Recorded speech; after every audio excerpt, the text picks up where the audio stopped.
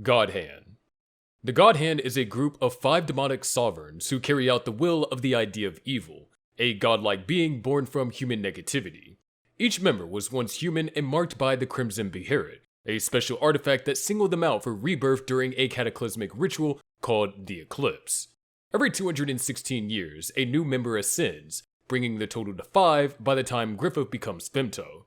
Before Griffith's transformation, the Godhand consisted of 4, namely Void, Slan, Ubik, and Conrad. Each of them wields terrifying powers. Void manipulates space, Slan and Conrad manipulate flesh and decay, and Ubik toys with perception and fate. Though they can't see everything, they have vast knowledge of casualty and the flow of events. They mostly exist in the astral world, where their power is strongest, and rarely appear in the physical world unless significant forces are at play. Void is the oldest, having existed long before the events of the main story. In the distant past, he appeared at the convergence point of time when 4 other entities, unrelated to the current Godhand, when he was spotted by a man wearing the Berserker armor. Over time, Void remained active, recruiting apostles and guiding fate to ensure the eventual gathering of the full Godhand. While Griffith was being tortured for a year beneath the Tower of Rebirth, the Godhand appeared to him in a vision, hinting that he was meant to become their final member. That vision turns out to be real during the Eclipse, when they offer him ascension in exchange for sacrificing his loyal comrades in the Band of the Hawk. He accepts and immediately carries out one of the most horrific acts in the series. All members of the Band of the Hawk, except Rickert, are branded as sacrificial pawns, and when the Godhand unleashes the monstrous apostles to devour the sacrifices, this horrific scene marks one of the most brutal and heartbreaking moments in anime. And if that wasn't heinous enough, after Griffith transforms into Femto, he assaults Casca in front of Guts, cementing Griffith as one of the vilest characters of all time. The Skull Knight manages to save Guts and Casca, but the Godhand completes their ranks and announces the beginning of a new Dark Age. Each member of the Godhand represents a finger on a symbolic hand of God. Void is the thumb, Femto is the index, Slan is the middle, Ubek the ring, and Conrad the pinky. This visual reinforces that they're all part of a larger sinister force. About 2 years after the Eclipse, the Godhand shows up again when the Apostle Count activates his Beherit after getting fatally injured by Guts. They offer him another chance at power if he sacrifices his daughter, but he refuses. He dies and is pulled into the vortex of souls. Meanwhile, the world outside is falling apart. Disease, famine, war, and panic begin spreading throughout Midland. These events pave the way for Griffith's physical incarnation. During this time, the Godhand reaches out to a deformed outcast buried under a pile of corpses in the city of Albion. He's shown a vision and given a way to create a perfect world at the cost of a future sacrifice. He becomes the egg of the perfect world and starts shaping the next phase of events. Later, Guts and Casca arrive at Albion. Their presence and the brand of sacrifice cause a wave of spiritual chaos made from the dead. Amidst this destruction, the Godhand, minus Femto, appear in a primitive form atop a hand-shaped mass of wreckage. The egg, now carrying the dying demon child, climbs the structure and merges with it. Through this fusion, Femto is reborn into the physical world using the demon child as a vessel, returning in the form of a flawless human Griffith. Now fully incarnated, Griffith wastes no time gathering power. He builds a new Band of the Hawk, leads apostles, and begins defeating the Kushan Empire to fulfill his prophecy as the Falcon of Light. This brings him into conflict with Emperor Ganishka, who tries to evolve into something greater than himself. After a second transformation, Ganishka becomes a massive unnatural being. In their final clash, the Skull Knight attempts to strike Femto with a sword forged from Beherits, but Femto redirects the blow into Ganishka, which causes the Colossal Apostle to rupture. This explosion unleashes the Great Wave of the astral world. The World Tree emerges and tears down the barrier between the astral and physical worlds. Afterwards, the Godhand withdraws to their own realms, while Griffith raises Falconia as a bright new city beneath the World Tree. It becomes humanity's last stronghold, in a world now overran by creatures from the astral world. Apostles. Apostles were once humans who crossed a line that they could never come back from. A Beherit in their possession activates when they're at their absolute lowest, to the point to where they're drowning in despair. That's when the Godhand appears, offering them power in a monstrous new form in exchange for a personal sacrifice. What they give up is always someone deeply important to them, someone that ties them to their human identity. If they accept, they become apostles. no longer humans, but part of the demon kind. There's only one rule they follow after that: do as thou wilt. They have complete freedom to act however they want, but that freedom doesn't protect them from each other. Apostles who stand in the way of the Godhand's plan can be eliminated by other, more loyal apostles. This was shown when Zod annihilated Wild, when the later abducted Griffith to prematurely trigger the eclipse and save his own skin. Even though they're free to live however they choose, most apostles can't resist the influence of the Godhand. Being in the presence of one of them brings out an overpowering instinct, something that pushes them to obey or submit. All apostles start out in a humanoid form, but can shift into their full monster form whenever they want. Even when they stay in their human-looking state, they're far more powerful than regular people. Their strength, speed, and resilience put them in an entirely different league. Each apostle has a unique proper form, which is basically their full monstrous transformation. Some look like warped animals. Others resemble demonic creatures with leftover hints of their human appearance. Some are more obvious, like Wild with his ape-like features, while others like Locust and Irvine still look fairly human. In their full apostle forms, they become even more dangerous. Rosine can fly fast enough to break the sound barrier. Irvine uses self-made arrows with such precision and speed that he's nearly impossible to hit. The Count can keep moving and fighting even when severely injured, and Rakshas can reshape his entire body to avoid damage. Their apostle forms often mirror what they wanted or valued when they were still human. Rosine, for example, was fascinated with elves and took on a form that resembles one. The Count, who wanted to stop feeling pain, ended up with a smooth, rubbery body. It also seems like they have some level of control over how their new forms turn out. Nowhere is the apostles' cruelty more obvious than during the eclipse. When the band of the Hawk was sacrificed so Griffith could ascend, every apostle around swarmed the scene, treating the massacre like a feast. Guts, Casca, and the rest of the band were overwhelmed by a horde of demons, all once human monsters, answering the call of the Godhand to devour those branded for sacrifice. It was a bloodbath, and it made it very clear just how deep these creatures' loyalty to the Godhand runs. While a lot of apostles lose all trace of their old selves after transforming, there are a few exceptions who have retained a bit of their humanity. Despite their innate obsession with destruction and bloodshed, the Count, even while dying, couldn't bring himself to sacrifice his daughter. Rosine genuinely wanted to protect Jill. The egg of the perfect world showed compassion when it sheltered the demon child. Irvine quietly looked after Sonia. Apostles might be monsters, but some still hold on to something from their human lives. After the incarnation ceremony, many apostles started following Griffith. Under his lead, most of them became part of his army, began working with humans and fighting in wars. Apostles like Locust, Grunbeld, and Irvine are more composed than most, capable of fighting with discipline and holding back their violent urges. Many are obsessed with Griffith, following him not just out of loyalty, but because they're drawn to him. But Ganishka is a rare case. He refused to submit. When his instincts started pushing him to bow to Griffith, he fought back. But when his apostle status proved no match to Griffith, he used a man-made Beherit to go through a second transformation and became a massive artificial god just to challenge Griffith directly. Some apostles can even create pseudo-apostles, warped human beings that serve them, though their methods for doing this vary. After years of hunting them down, Guts' Dragon Slayer had been soaked in so much apostle blood and malice that it's no longer just a hunk of steel. It's become something more.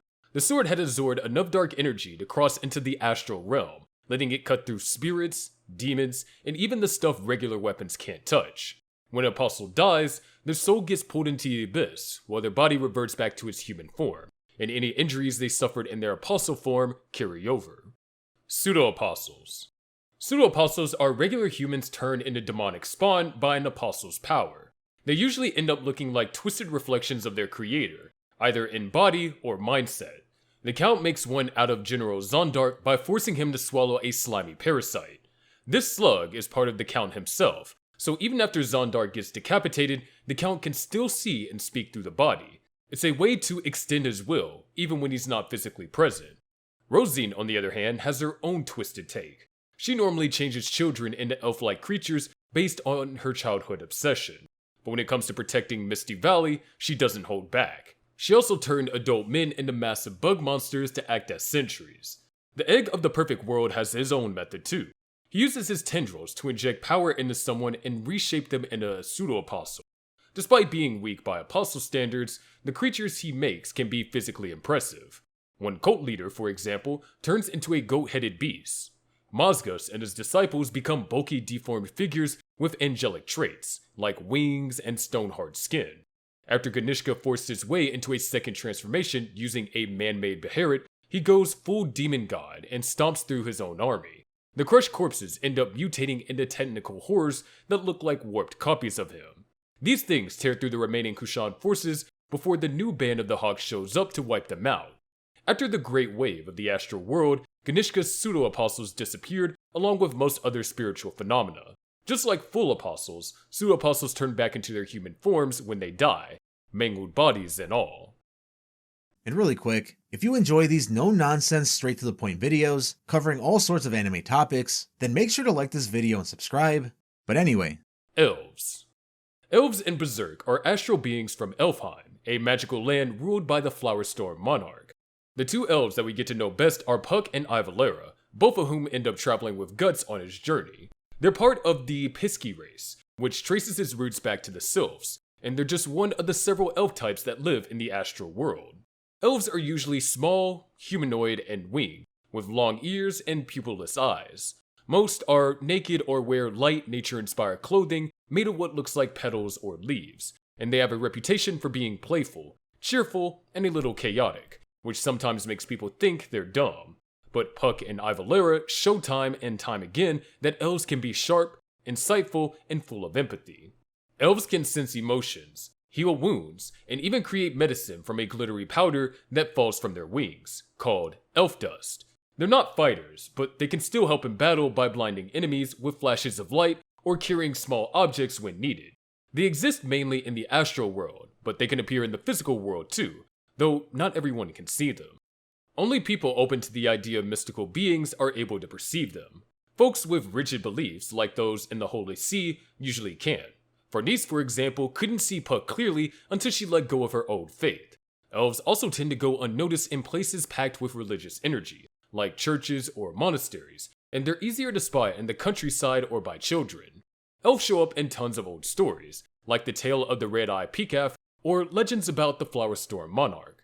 Long ago, they were scattered across places like Godo's Cave or the Misty Valley, but when the Holy See's influence spread, elves retreated to the hidden island of Skellig, the site of their homeland, Elfheim.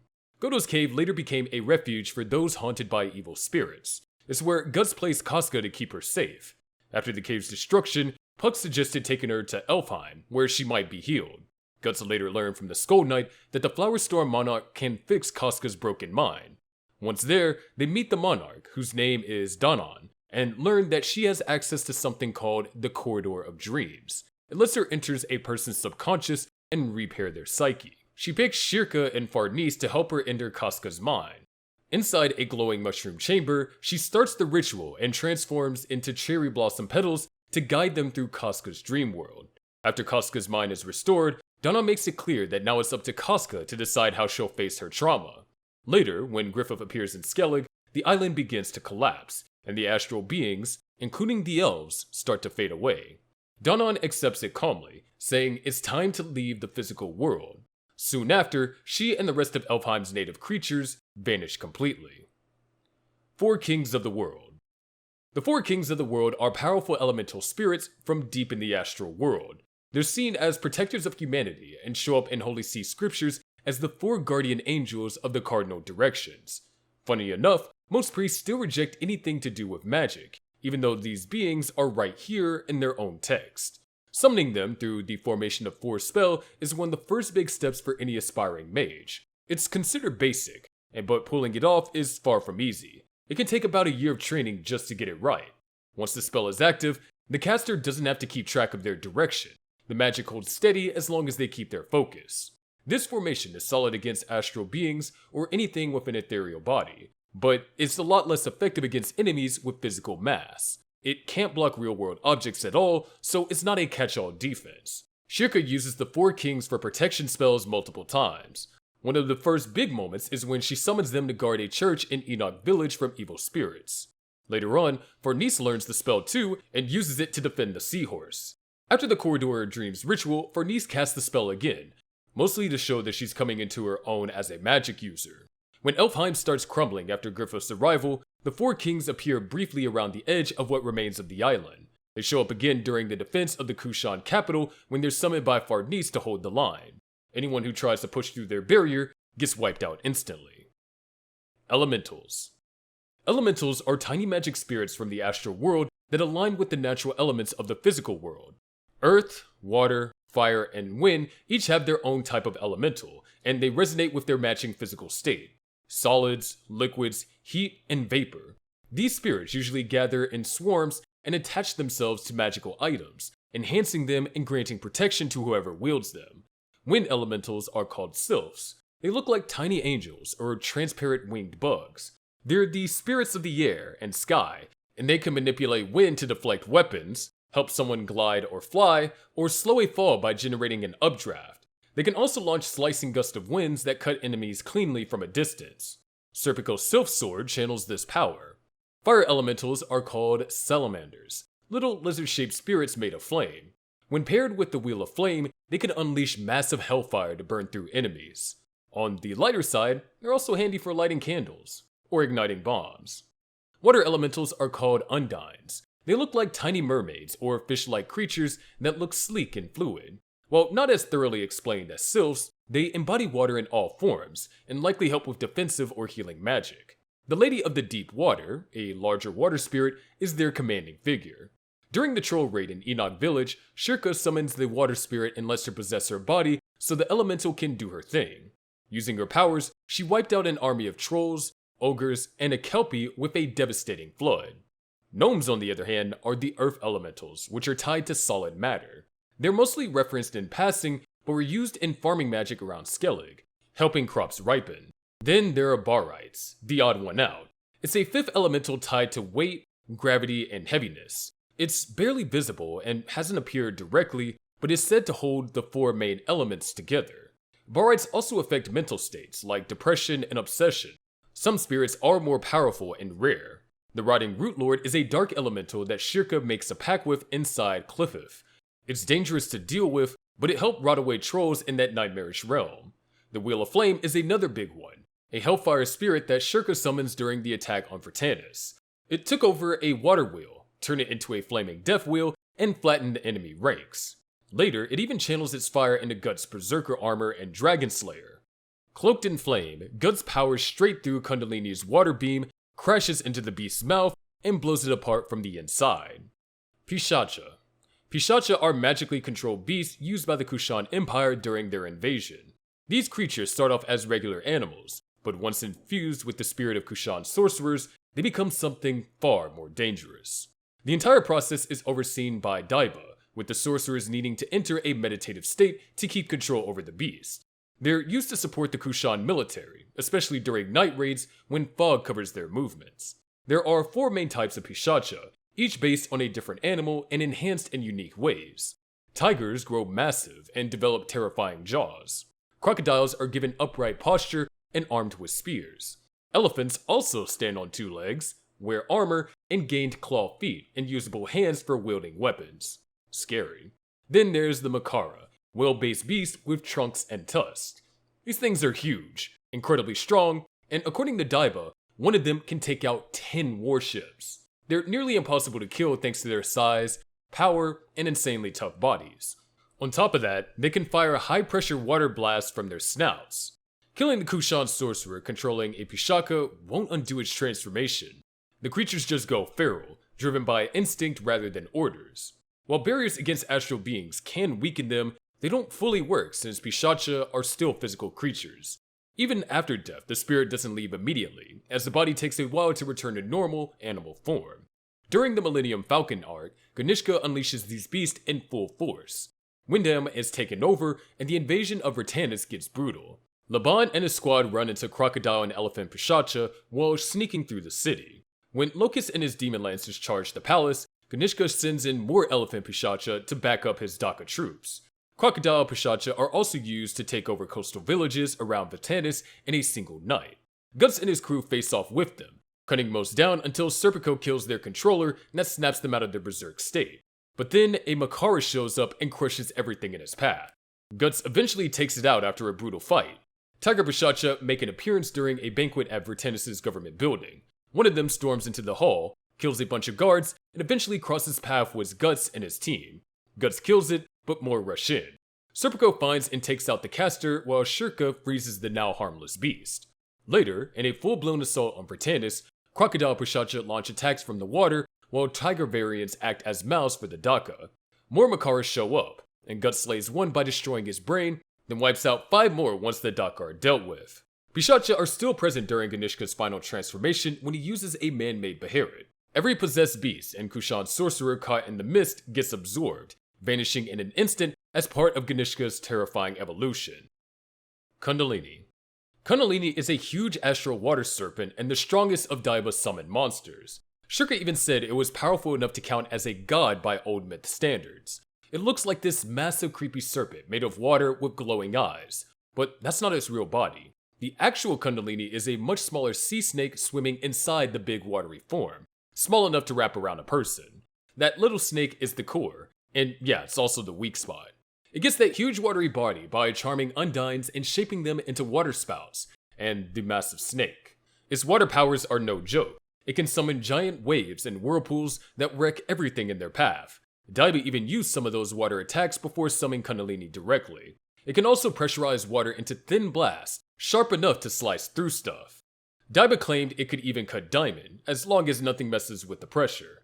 Shurka manages to block it by summoning a fire spirit that wrapped her and Guts in a protective barrier.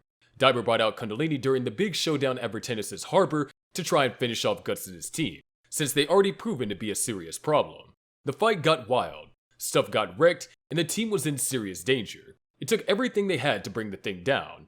Shurka, Serpico, and Guts all worked together to take it out, with Guts using his gear to pull off a powerful fire-based attack through the Wheel of Flame. Kelpie.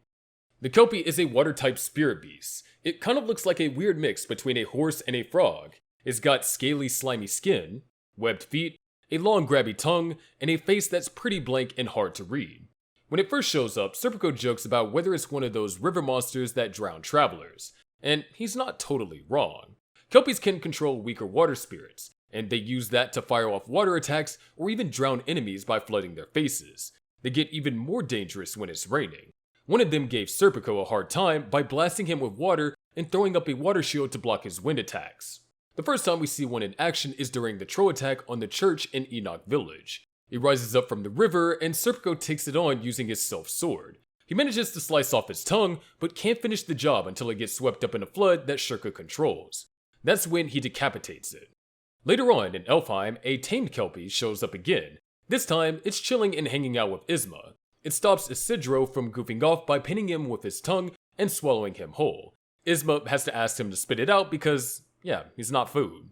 These creatures are also one of the local spirit races on Skellig that react when Griffith shows up on the island. Daka. The Daka are part of Ganishka's twisted demon army, made using Dark Kushan magic. It's not totally clear if they can act on their own since they're usually seen with magic users nearby. If those magic users die, the Daka might snap out of it, kinda like the Pishachcha do. You'll often see Daka riding into battle on top of those terrifying Pishachcha tigers. When one dies, his body slowly turns back into a normal human. The way that they're made is even worse. Daiba oversees this whole process using a man-made Beherit, a disgusting construct stitched together from still-living apostles and filled with amniotic fluid. Since apostles are connected to the astral world, this thing becomes a portal of sorts. Here's how it works. They lower a pregnant woman into the Beherit. Her unborn child gets hit with pure evil and mutates at high speed, bursting out of her, killing her instantly. That newborn Daka gets tossed into a cage with the others, and is raised on the flesh of its own mother. These kids are then raised to be soldiers for Ganishka from the moment they're born. When the Kushan took over Windham, they used the man-made Beherit to turn a bunch of young women into more Daka breeders. The grown Daka were then thrown into battle against the reborn Band of the Hawk, with Griffith cleverly using the Chaos to snatch Charlotte and Dip. Later, the Daka joined forces with the Pishachcha and Makara for a major assault on Britannis, wrecking the city ahead of the main army's arrival. But once morning hit, Daiba didn't want to risk the enemy capturing any of them, so he ordered the Harashada to make all Daka and Pishachcha to commit suicide. Despite how terrifying they look, Daka aren't actually all that strong when it comes down to it. Against fighters like Guts or Griffith's Apostles, they're basically cannon fodder. Garuda. Garuda are winged creatures that look a lot like pterosaurs and are used by Kushan sorcerers. It's still unclear whether they're summoned spirits like Kundalini or more like familiars, but they follow their masters in the battle. The first one shows up when Daiba uses it to escape after losing to Guts. Even after getting hit by lightning twice by Ganishka, the creature survives and keeps flying, which says a lot about how tough they are. Later on, Daiba flies next to the monstrous form of Ganishka using one again. After Ganishka's fall and the start of the astral world merging with the physical one, a group of Garuda are seen stabled while Daiba is hiding. He eventually releases them to help Scylla and Rickard escape from Falconia. Chim Moryo. The Chim Moryo is a goofy-looking astral creature Guts' crew runs into when they're heading into Clippeth to rescue Casca and Farnese from the trolls. Shirka identifies it as one of the Chim Moryo, which are a type of spirit in that twisted region. It shows up blocking their path, just kinda standing there like it owns the place. Shirka does not want to waste time, so she uses thought projection to gently convince it to waddle out of the way. Even though it moves off the path, Puck and Ivalera still decide to mess with it, and the poor thing ends up tripping over a tree root and falling on its face. It's a small moment in the manga, but this weird little creature became kind of a legend in the Berserk fandom. Fans started calling it Schnoz back in 2003, and it's been a running meme ever since. Even with just one appearance, it earns a spot as one of those iconic Berserk deep cuts that everyone recognizes. Daimons. Daimons are high-level spirit beings that live way deeper in the astral world than your usual elemental spirits. Some of them were powerful mages or heroes when they were alive. After Shirka and Farnese help bring Casca's mind back through the corridor of dreams, the Archmage Gedfring from Skellig offers Shirka the chance to start learning how to connect with Daimons. One of them is actually Flora, her old mentor, whose existential form changes to that of a daimon following her physical death. Shirka is totally into the idea and agrees to the training, and it's still unclear what kind of power she'll be able to tap into through these spirits, but we already seen what Flora was capable of. She uses fire magic strong enough to block Grunbeld and burned away the Apostle Shades in Casca's nightmare. If that's a preview of what diamonds can do, Shirka might be in for a serious power-up. Trolls. Trolls are grotesque astral beasts first spotted near Cliffeth, the border realm within the interstice that separates the human and astral worlds. They start swarming Enoch Village, stealing livestock and dragging off women and children. Naturally, the townsfolk freak out. One guy named Morgan hikes off to find help from a witch named Flora. Meanwhile, Guts and the gang are wandering through the forest when Casca's brand starts bleeding. A troll shows up trying to nab Casca and Farnese, but Shirka steps in and spooks the trolls away using fire and a glowing magic circle. They later find a wounded Morgan, who explains what happened to his crew. They arrive at Flora's mansion and get the rundown. Trolls shouldn't even be here. Something is seriously messing with the borders of the astral world. The next night, a massive troll raid hits Enoch Village. Shirka predicts the townfolk will hide in the church, so she directs the group there. During the assault, Serpico uses wind spirits to slash through the trolls, while Isidro gets overwhelmed but stalls them using magic berries. Farnese protects Casca with her silver cloak, which repels the swarming creatures. Guts finally steps in with the Dragon Slayer and turns the tide. Inside the church, trolls break in but are fended off by the team and the villagers. Shirka, positioned in the upper levels of the church, summons the four kings of the world. Their light fries the trolls instantly, but things escalate when an ogre and a Kelpie show up. Guts and Serpico handle them, and Shirka floods the area using a water spirit. The trolls retreat, but unfortunately, Casca and Farnese got dragged along with them. To rescue them, Shirka leads the group into Cliffeth, where the trolls' cave is located. Inside the cave, Casca and Farnese witness the trolls' most disgusting behavior. They've been abducting women for breeding purposes. The nightmarish discovery shakes Farnese to the core, but she bravely defends Casca with a silver dagger until Guts and the team arrive. Even with reinforcements, trolls keep coming. Shirka summons help from the rotting Root Lord, Isidro wipes out a squad of armed trolls, and Guts deals with the rest, until Slan, one of the Godhand, emerges from the troll corpses like a twisted jack-in-the-box. She restrains and taunts Guts before the Skull Knight intervenes and helps Guts break free. After Slan dematerializes, Skull Knight uses his Beherit blade to cut open an exit and pull everyone out before the cliff collapses. After the Great Wave of the astral world, trolls kept showing up all over the world. Rickard and Erica even fend off a pack with the help of Falconia's soldiers. Trolls later appeared during battles against the Yotnar and the attack of the Kushan capital, only to get wiped out thanks to coordinated efforts from Shirka, Farnese, Serpico, and the Skellig magic users. Ogres. Ogres are cliff-of-board nightmares made of dark, odd, and bad intentions. They got just enough brainpower to use clubs as weapons. One even figures out how to chunk wooden beams behind a magical barrier, since the magic only blocks the ogre itself, not its projectiles. During the troll raid on Enoch Village, an ogre barges in, turning anything it grabs into a bludgeon until Guts introduce it to the business end of the Dragon Slayer. Ogres show up again in Clifford when Slan floods the zone with them to slow down the Skull Knight. Later, in Fantasia's era of magical mayhem, an ogre throws hands at Pandemonium's arena, going toe-to-toe with Borkoff. The ogre gives it a decent go, but ends up as Apostle Chow. Goblins. Goblins started popping up like bad weeds after the Great Wave merged the astral and physical world. These little gremlins first crawl out from tunnels near a village, probably looking for trouble and maybe a snack. Later, in a meeting in Falconia, Locust mentions that goblins are overrunning the northern mines. His advice is to deal with them fast. They might not be the biggest threat out there, but no one wants a goblin infestation. Brownies. Not all astral creatures are murder monsters. Enter the Brownies, tiny furry critters who just want to clean your house and fold your laundry. Think of them as a magical cross between a hamster and a butler. These adorable fluffballs appeared after the Great Wave and immediately started helping humans with chores. They're the kind of creatures that would alphabetize your bookshelves for fun. In Elfheim, they're seen tidying up the Flower Store Monarch's throne room and later helping with the banquet. Harpies. Harpies are part woman, part bird, and fully terrifying. They started zipping through the skies after Fantasia's magic floodgates opened. These airborne attackers are known for swooping in from above. Later, 3 Harpies ambush a refugee caravan already recovering from a Cockatrice attack. Rickard steps up and mows them down using a repeater crossbow. Cockatrices. Cockatrices are a race of astral creatures that emerge into the physical world after the Great Wave. They are hostile, carnivorous beings known to prey on humans. They're what happens when you take a giant lizard, add some poultry DNA, and give it a breath weapon that's pure nightmare fuel. Their breath emits a mist that paralyzes both people and animals, making their prey easy to consume alive.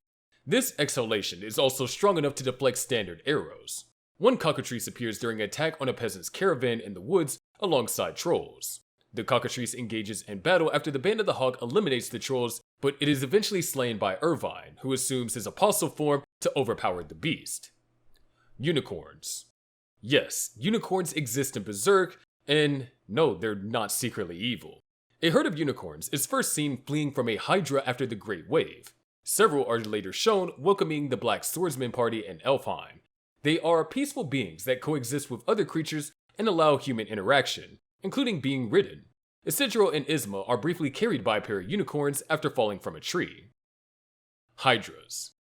Hydras are massive multi-headed serpent-like creatures that enter the physical world after the Great Wave. Known for their size and ferocity, Hydras hunt and devour other smaller creatures. Some Hydras have been partially domesticated by Yotnar and used in battle. They require multiple handlers to control, demonstrating significant strength. They tank multiple decapitations from Zod himself without going down simply because their heads grow back. It takes Grunbeld incinerating the whole thing with flames, which proves effective in overcoming its regenerative abilities, to finally put it down. Yotnar. The Yotnar are a giant race of astral beings that emerged after the Great Wave of the astral world. They are aggressive towards humans, often killing them and looting their possessions for weapon and gear. Unlike a lot of astral monsters, Yotnar are organized. They got tactics, a leader, and even a Hydra on a leash for special occasions. During their clash with Griffa's Band of the Hawk, they prove tough, but not tough enough. Griffa goes full tactical genius, takes out their boss with a precision eyeball shot, and then pulls a telepathic flex through Sonya, projecting the corpse to demoralize the rest. The Yotnar break, and the band proceeds with what they call a cleanup. Dragons. Dragons were talked about like mist before the world got flipped by the Great Wave of the astral world. Once everything merged though, they showed up for real. These creatures like hanging around high places, castle towers, canyon cliffs, and even the open sea depending on their type. The spiked ones stick to castle roofs, sleeker ones live in canyons, and the sea dragons don't fly at all. They swim like massive serpents. Sea dragons actually have brutal instinct, and they can pick up on the scent of a wounded creature and go after it to tear it apart. Kind of like a shark. We still don't know the full extent of what they can do, but they've already proven to be strong and dangerous. Before any of this, dragons were just stories. legendary enough that a king once asked for a sword that could slay one, leading Godo to forge the Dragon Slayer. Now that the astral and physical worlds have collided, dragons are a real threat. During the battle with the Yotnar, their leader even shows up wearing armor made from dragon bones. Centaurs. Centaurs live in Skellig and look like a blend of man and horse. They're one of the many magical races hanging around the island, though not much is known about them beyond that. When Gus's crew arrives in Elfheim, the Centaurs are some of the first beings they spot in the forest. A few are later seen playing horns to mark the arrival of the Flower Storm Monarch. They also react to Griffith when he shows up on the island, just like many other creatures in Skellig. Fawns. Fawns are magical beings with goat-like features and small childlike bodies. They're pretty relaxed by nature and seem to love music. They first pop up in Elfheim when Gus and his party arrive, and they're seen in the forest playing wind instruments. They keep the party going later during the banquet, showing up again with their instruments. Like other creatures in Skellig, the Fawns react when Griffith appears on the island. Incubi.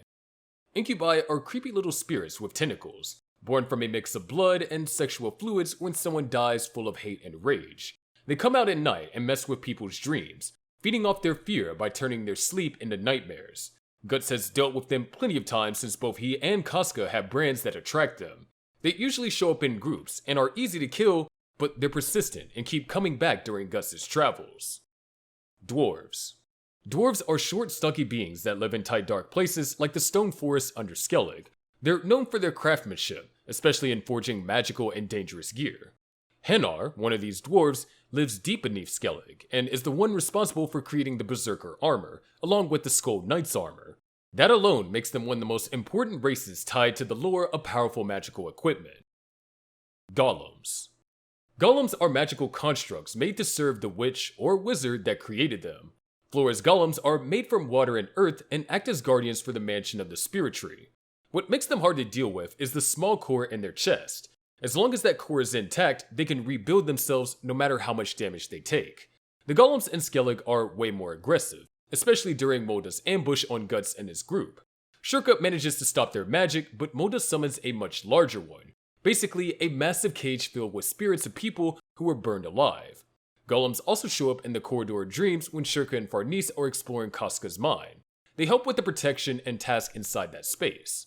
As Casca regains her sanity, she trains with enchanted straw doll versions of the golems known as Vakins. They can't hurt anyone, but they're still great for sparring and can reattach themselves after being knocked apart.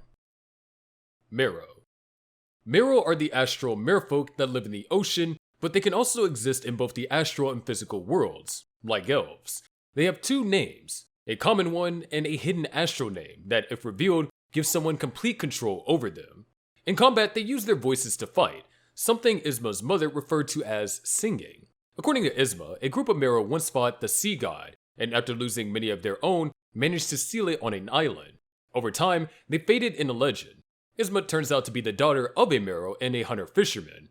Unfortunately, the villagers who worship the sea god saw the Mero as enemies and treated Isma like an outcast, even her own father, though he makes peace with her at the end of his life. After the astral world merges with the physical one, the sea god breaks free. Isma discovers her mother and the rest of the Mero are still alive, and they show up to help Guts and his crew defeat their ancient enemy. Grateful for Guts' help, the Mero escort the crew of the Seahorse to Skellig. Like many other astral beings, they also react to Griffith's presence on the island. Ancient gods, specifically the Sea God. The Sea God is an ancient colossal monster sealed long ago within a coastal island. It's terrifyingly massive, with countless tentacles branching endlessly from his body, each capable of snatching ships and people alike.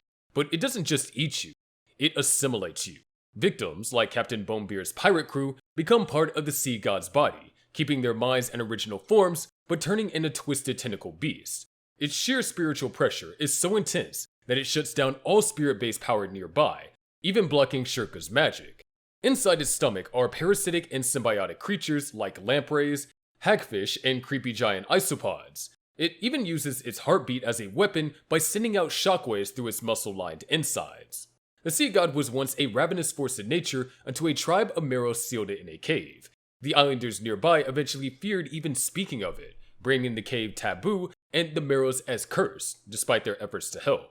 During full moons, its tentacles still reached out to kill unsuspecting fishermen. After the astral and physical worlds merged, the sea god reawakened and quickly absorbed an entire ship, its crew, and several villagers. When Guts and the seahorse crew arrive, they're attacked by Bonebeard's assimilated crew and monstrous sea slugs. Shurka and Guts launch a desperate plan by storming the sea god's cave.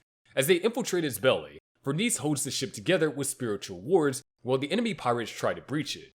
Inside, Guts and Shurka are ambushed by monstrous creatures defending the sea god's guts. Meanwhile, Isidro hurls an explosive into a massive tentacle outside, forcing Bonebeard and the slugs to retreat.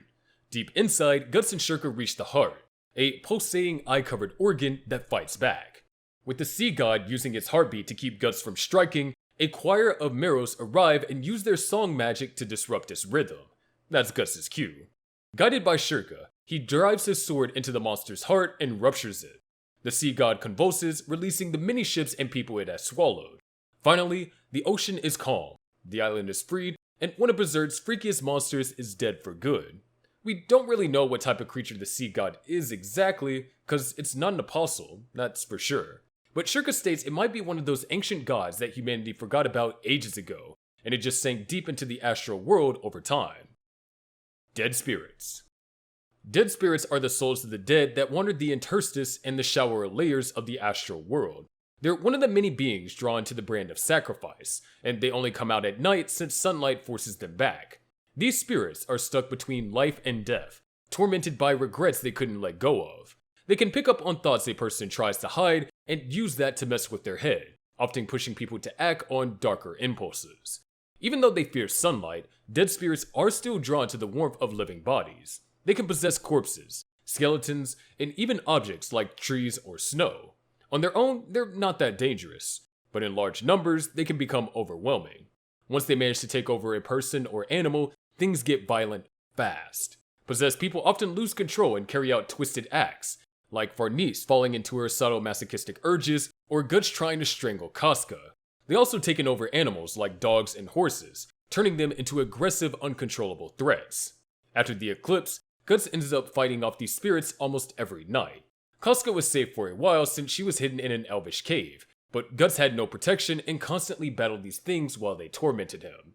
Since he couldn't protect others from the spirits, especially if they don't have holy protection, Guts often avoided traveling with people.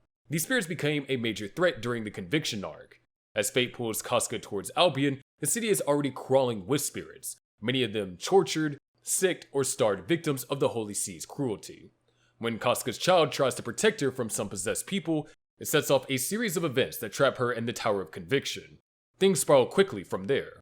With both Guts and Casca nearby, the twin brands cause a huge spike in spirit activity. Large clouds of spirits start appearing and taking over groups like the Heretics. When Casca is taken deeper into the tower, the spirits of people who died unjustly inside the tower gather and possess a giant mass of blood. This thing devours anyone it touches, except Casca, since the demon child shields her. Eventually, the spirit attacks become more manageable for Guts after Shurka joins the group and uses talismans to suppress the brand temporarily. Casca also receives protection through a necklace and a carved sigil from Flora to help keep the spirits at bay. These small measures don't remove the threat entirely, but they give Guts and Casca some breathing room, for once. Flower spirits. Not every spirit in Berserk is out for blood. Some, like Chich, show that even in this brutal world, there's still room for kindness. Chich is a flower spirit, and although she's the only one of her kind that we see in the series, her brief appearance leaves a big emotional impact. Guts meet with Chich when he's still a teenager, long before he ever joins the Band of the Hawk. After getting captured during a failed escape attempt, Guts is thrown into a prison cell. Starving and desperate, he kills a rat and eats it raw. That act unknowingly saves Chich, because the rat had been chewing on the flower she lived in. Chich appears to Guts soon after and thanks him for getting rid of the rat. At first, Guts thinks she's just a hallucination brought on by hunger, but she insists she's real and tries to repay him for saving her. She can't open the cell since she's tied to the flower and can't move too far from it, but she still finds ways to help. She gives him a tiny bit of water by squeezing it from one of her flower leaves and warms him by glowing with stored sunlight. She even starts healing his wounds by pulling off more leaves and using their energy to close his cuts. Guts starts to believe that she might be real when he realizes he can touch her. He remembers seeing flowers like hers in a field before he was captured and tells her that he'll take her and the flower when he gets out. She's excited by the promise and keeps healing him, asking him to rest. When Guts wakes up, most of his injuries are gone, but Chich has vanished. The flower is now bare and lifeless. Seeing the flower in that state hits Guts hard. It's clear Chich gained everything she had by using every leaf to heal him, without thinking about what it would cost her. He quietly takes the flower with him when he's summoned to fight the Viscount's son, who was expected to kill Guts for glory, but Chich's help ends up being crucial. Guts wins the duel despite being heavily outmatched and escapes. Before leaving for good, he returns to the field he mentioned to Chich and lays her flower there to keep his promise.